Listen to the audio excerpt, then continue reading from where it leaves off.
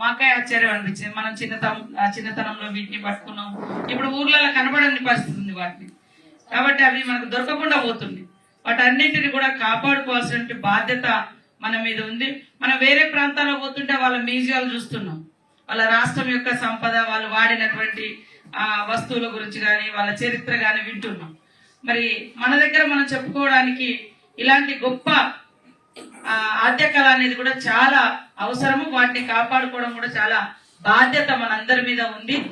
తప్పకుండా ఈ యొక్క అంశాన్ని, ఈ యొక్క విషయాన్ని ముఖ్యమంత్రి దృష్టికి తీసుకెళ్లి తొందరలోనే ఒక మ్యూజియం ఏర్పడి దాన్ని ఖచ్చితంగా ప్రతి ఒక్కరు కూడా వచ్చి సందర్శించే విధంగా ఏర్పాటు చేసి ఈ యొక్క వస్తువులను మళ్ళీ గ్రామీణ ప్రాంతాల్లో వాడుకునే విధంగా. ఇప్పటికీ మనం అంటాం ఓల్డ్ ఈజ్ గోల్డ్ అని, అంటే పాతవి మళ్ళీ కొత్తదనంలో వేరు వేరు రూపాల్లోకి వస్తుంటాయి.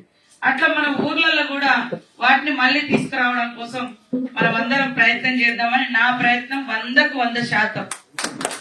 తెలంగాణ సాంస్కృతిక కళలు గాని, ప్రజల జీవన విధానంలో వాళ్ళు నిత్యావసరంగా వాడినటువంటి వస్తువులు గాని అవన్నీ కూడా చాలా అద్భుతంగా ఉన్నాయి.